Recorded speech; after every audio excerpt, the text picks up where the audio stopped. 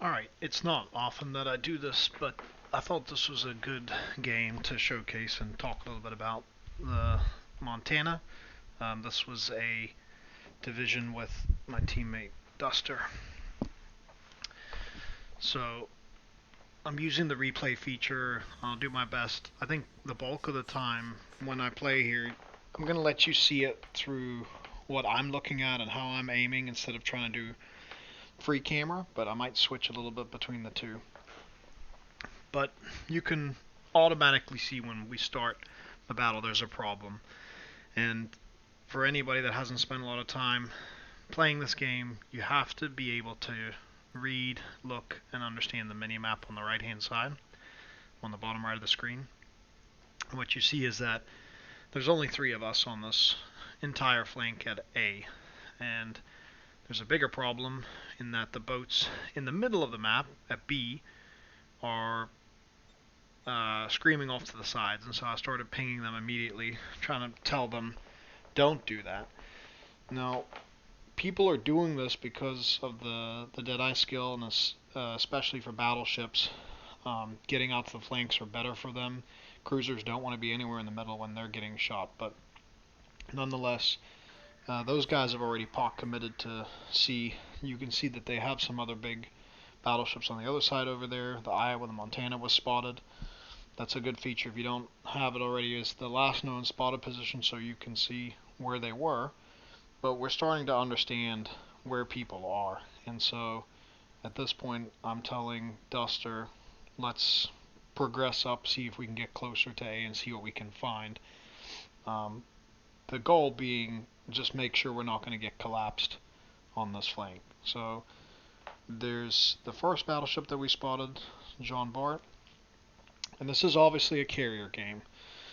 They're tier 8 planes, which is not a huge issue, but it can still be a problem. So thankfully, having Duster in the Des Moines, he's going to have some AA to be able to support as we close on the cap here.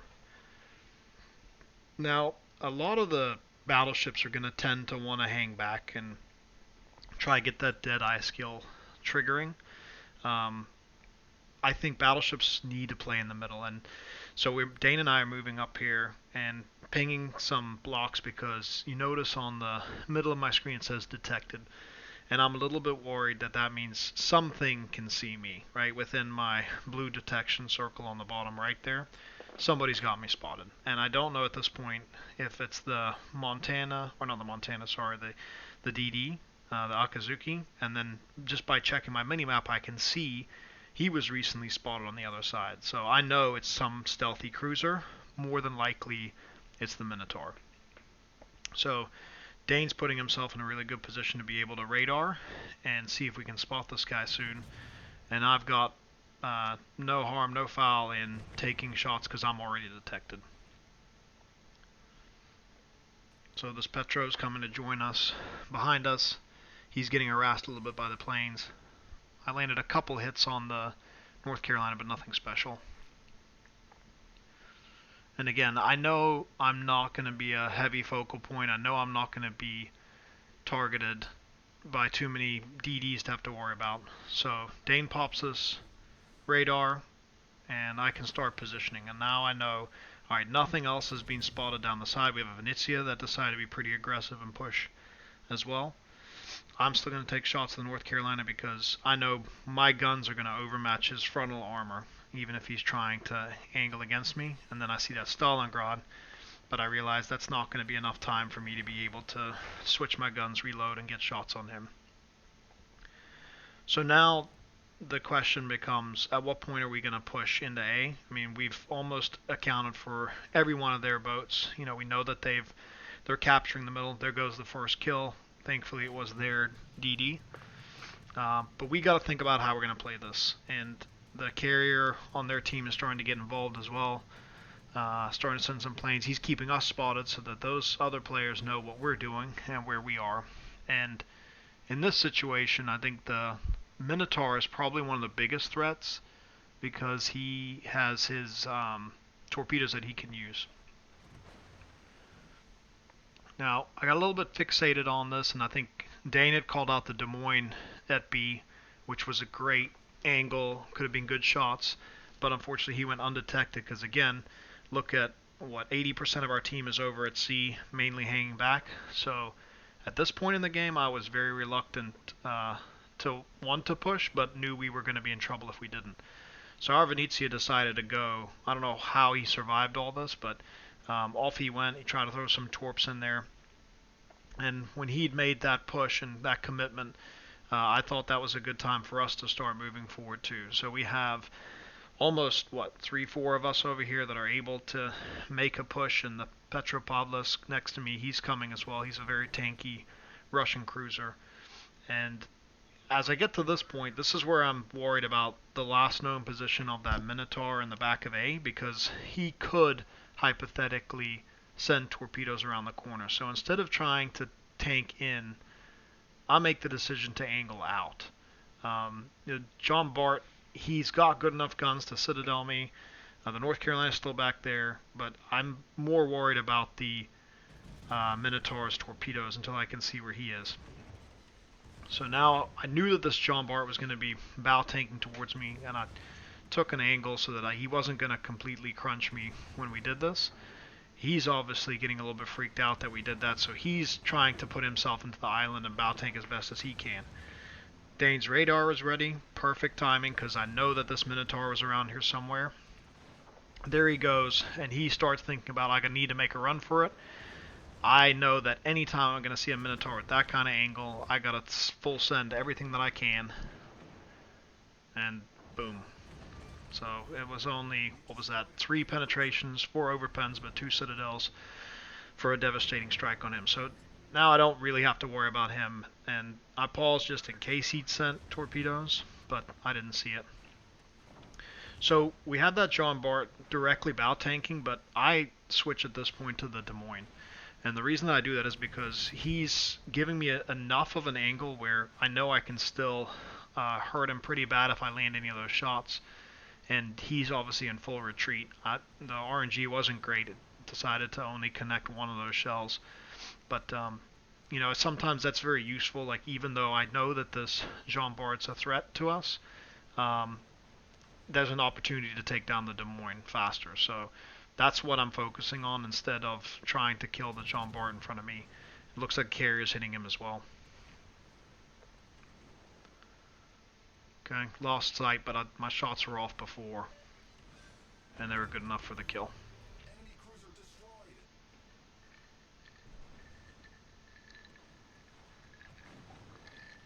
Alright, this Jean Bart has really Austin Powers himself into this little cavern or this cove behind the island here. He's not going anywhere. And so when you have a battleship like that, even though he is 1 tier lower than me, which typically I will try to penetrate their bow, knowing that my guns should hypothetically overmatch their armor, his bow was below the rocks there. So I'm more focused on trying to crack his guns, and when I say that I mean disable his main turrets, so that we're just reducing his damage output, because there's this Petropavlovsk with me as well. He comes around just enough that I feel like I can start shooting a little bit lower, and you see I still got a lot of ricochets, but also was able to dish some damage straight into the front of him. And he's now switching to me, which gives the Petro a little bit of time, hopefully catch his breath.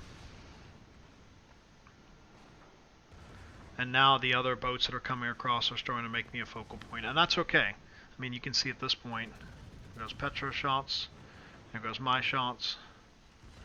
Alright, and that's number 3.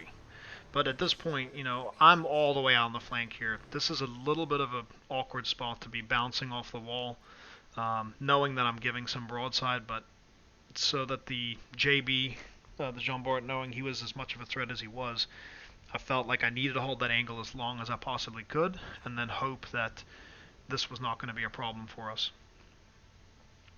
So we're starting to lose some boats now. We lost the Jean Bart, we lost our Venezia that was on this flank, so this just leaves myself, Duster out of Des Moines, the Petra is still somehow alive, and again, opportunity, North Carolina is pretty low. Scoring good hits from him, even though he's bow tanking, because I know I'm going to overmatch him. So he is definitely my target. That's who I'm pinging. That's who I'm letting everybody know that we're gonna be hitting. Just checking around, see what else, because I know this Montana's coming across. He's got more health than me. He could be an issue. And this right here happened quite a few times this game, where I would good damage, good saturation, but not enough to kill. And so thankfully the Petro followed up. He knew that was the target. But now, as soon as that's done, I'm switching, trying to bounce those shots, right? Because the Montana is looking at me, and I think he realizes, no, his target is going to be our Des Moines. So he's giving me some great profile here. I try to line those shots up to lead him, and just a little bit low, thinking he was going to keep turning to the left, but he actually turned right. So I think those shots, they looked like they landed higher than expected, but it was still a big chunk of damage. And so he makes a really big error here, which is he turns to his right, which gives our Des Moines an opportunity to farm him, gives me good clean shots on him. You can see the new fire mechanics there. That looks really cool. And here I'm going to take some shots.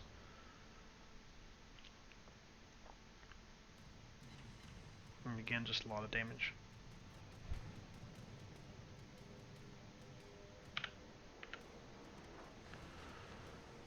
Alright, you can see the carrier starting to give me some attention. Here he came for a torpedo drop, and I'm creeping along here because I didn't want to give too much angle to these other ships, but doing my best to finish off this Montana. Those aircraft torpedoes, they can do damage. They're more annoying than anything. So again, another close one to finishing off the Montana, but I'm assuming my team's going to finish him. And now I have a broadside Stalingrad. Montana's really good at with the grouping of these shells, and obviously the damage that it can do if you get good shots.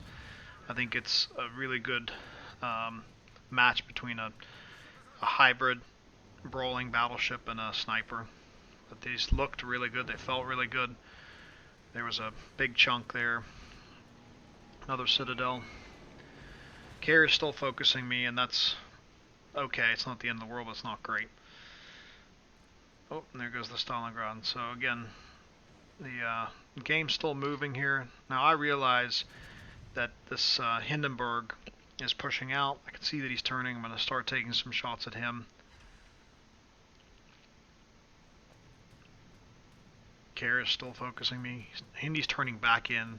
If I can get some of these shots through the Hindenburg deck, I know I'm going to Citadel him. We're starting to pull ahead. There we go. Now that cool perk there, that's Confederate for Halsey. He also looks like he has a captain with a perk on it too. I think the Luchen's one maybe. But now my reload speed has improved by 20%, so I'm going to really be able to chunk out some shells now and some damage. He just juked me at the last minute there and got lucky with how those shells dispersed.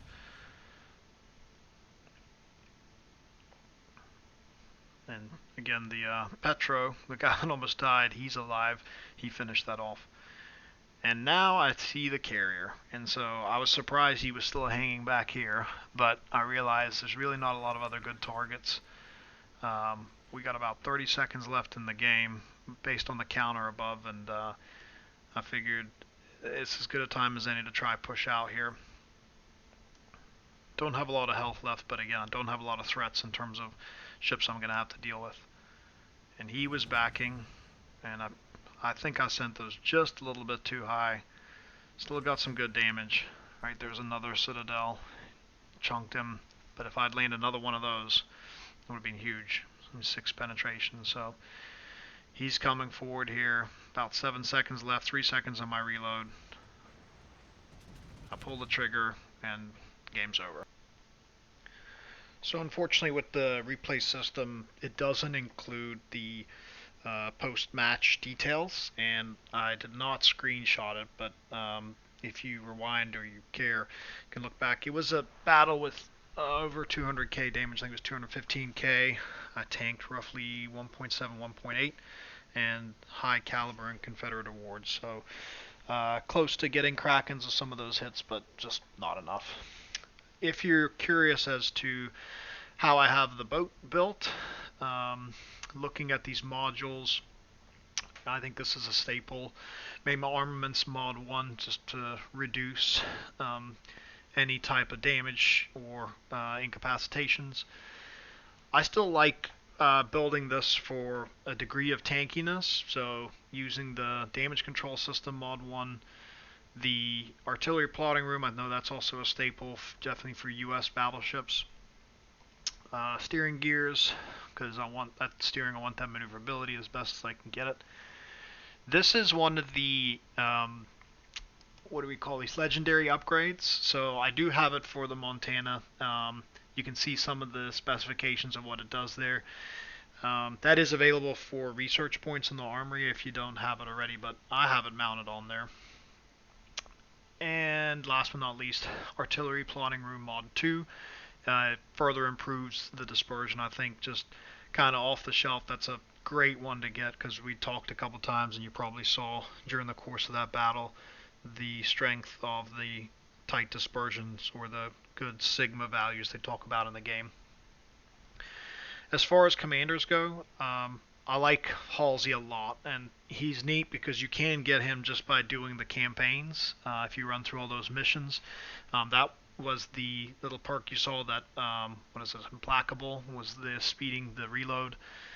There's another one in here, what's this, double strike achievement, which that one I think's almost tougher to get than Confederate, especially being a battleship, but all these perks will apply for any boat that you put him on. As far as specific skills, gun feeder, look, you're going to shoot a lot more AP than you will HE, but I still think that there's some value to that there, in case you see an opportunity you have a different ammo type loaded. A lot of folks like to run this one too, preventive maintenance. I think that's a great option. Turret traverse, right? I think that's huge, and obviously Halsey gets an even bigger buff for that. Adrenaline rush is a great staple for any kind of damage. It's only going to rebuff your reload speed even better. And then this is kind of classic right now with Deadeye and Concealment Expert. And then here we talked about tankiness. I love this Fire Prevention Expert. So it further reduces their chance to catch fire, and will limit to a maximum of 3 fires on the boat. So still have a couple more points to earn before this captain's maxed, and then I'll have to figure out if I'm going to throw those into basics of survivability, which would make it even more defensive, but we'll see. So I hope that was a useful commentary for you. I hope you enjoyed the video, and have a great rest of your day.